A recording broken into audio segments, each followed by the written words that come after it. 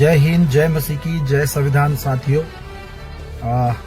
Video के माध्यम से मैं फिर से आप लोगों के पास अपना एक संदेश दे रहा हूं और हमारे तमाम बस्तर संभाग अंतर्गत जितने भी हमारे मसीह भाई बहन हैं जो मसीह मानते हैं, मैं उन सब को जानकारी देना चाहता हूं कि 28, 29 और 30 यानी कि कल से 28 नवंबर से 30 नवंबर तक का 3 दिन न्याय हक अधिकार हेतु धरना प्रदर्शन है। और यह धरना प्रदर्शन हमारे ग्रामीणों में सताए जा रहे पीड़ित जो लोग हैं, जिनके धान काट रहे हैं, इनको गांव से भगा के उनकी जमीनों को कब्जा कर रहे हैं, पानी नहीं दे रहे हैं, राशन नहीं दे रहे हैं और मारपीट का धमकी दे रहे हैं। बहुत प्रकार का जुल्म जो है हो रहा है उनके साथ में। और इसी के ध्यान में रखते हुए यही बात को सभी बस्तर जिला मसीह समाज का नाम दिया गया है, जिसको ग्रामीण फेलोशिप द्वारा आयोजित किया गया है और सभी को इसमें निमंत्रित किए हैं। मैं भी आप सबको बोलना चाहता हूं कि आप सब अपने संसाधन के साथ जगदलपुर के चांदनी चौक के पास मंडी प्रांगण है, वहां आ जाइए। 3 दिन हम वहीं रहेंगे।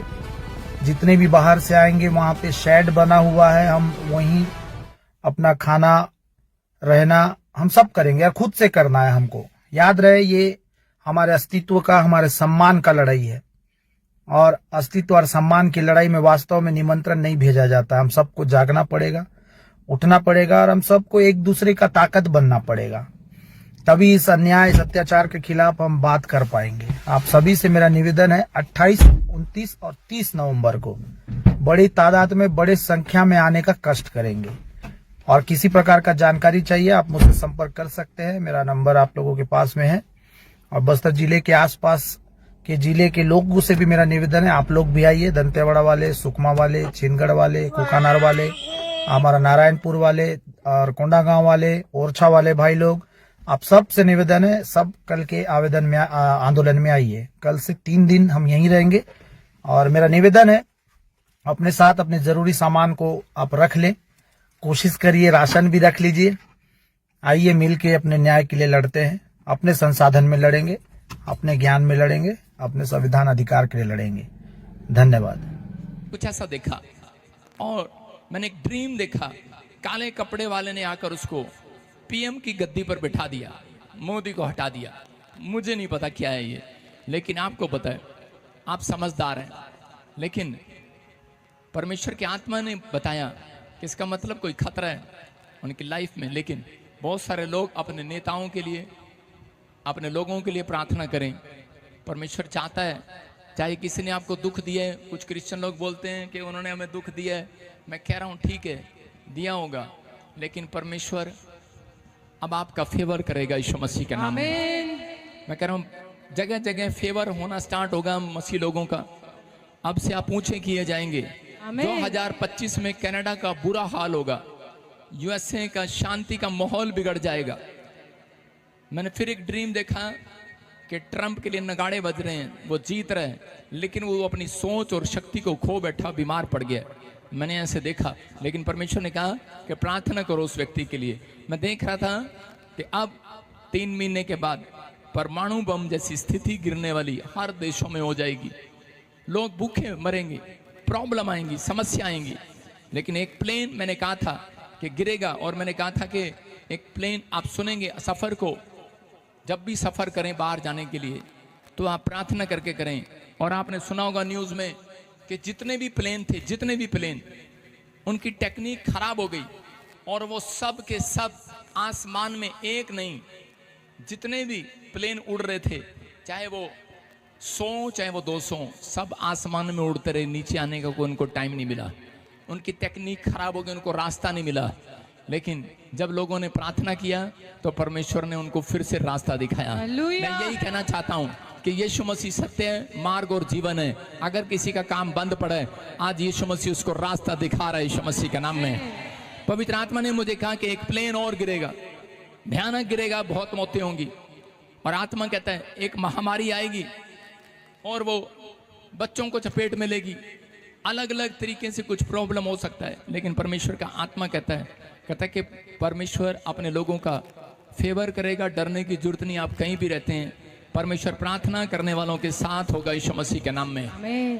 कह रहा है इन भविष्यवाणियों को सुनने वालों को बड़ी बरकत मिले, सुरक्षा मिले। आमीन। जो ब्रांचों में जुड़े हुए हैं उनकी वफादारी उनको इस साल में ऊपर लेकर आए यीशु मसीह के नाम में। आमीन बोलने वाले आजाद हो जाएं। आमीन। आमीन बोलने वाले आजाद हो जाएं। आमीन। आप सब बैठ जाएं, परमेश्वर आपको आशीष दे। तो God bless you all of you, सबको जय मसीह की। फ्रेंड्स, हम लोग जो आज प्रार्थना निवेदनों में लगे हुए हैं, प्रभु आप सबके लिए मार्ग खोल रहा है और आपको वो चीज़ बहुत जल्दी नजर आने लग जाएगी। जिस तरफ से आज हम लोग प्रेयर मीटिंग्स में हैं और हम लोग अपनी प्रार्थना निवेदन भेज रहे हैं, क्योंकि हम लोग परमेश्वर के निकट हैं। जितना हम परमेश्वर को पुकारेंगे उतना परमेश्वर हमारे पास होगा, क्योंकि वचन कहता है कि ढूंढोगे तो पाओगे और खटखटाओगे तो तुम्हारे लिए खोला जाएगा, क्योंकि वो हृदय के द्वार पर खटखटाता है और हमारे लिए खड़ा हुआ है। जो लोग विश्वास करते हैं मेरे भाई बहनों, आज उन सब के लिए प्रभु बहुत बड़ा मार्ग खोलने वाला है। तो इस वीडियो के द्वारा जो मैंने आपको बताया, आप अपने आप को बैलेंस करें, स्थिर करें, क्योंकि परमेश्वर का वचन कहता है कि आप किसी भी हालत में हो। मेरे फ्रेंड्स, मैं जानता हूँ मेरे भाइयों कि हम लोग प्रभु को जानने के बाद बहुत परेशानियों में जाते हैं, क्योंकि हमारे अंदर कटनी होती है, हमारे अंदर बहुत सारी बुराइयाँ होती है, हमारी फैमिली के अंदर हमें बहुत सारी अनएक्सपेक्टेड चीज़ें देखनी पड़ती है और वही चीज़ हमारे को बहुत कुछ टॉर्चर दे जाती है और हमारी मेंटल हेल्थ बिगड़ जाती है। हमारी ऑल ओवर जो भी हमारे टारगेट्स होते हैं वो सब कुछ हमारे टारगेट्स हट जाते हैं।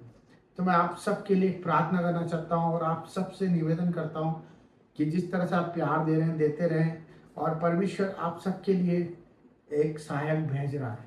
आप विश्वास करें, इसी रात, इसी समय, इसी पल में आप अपने उस सहायक को महसूस करेंगे।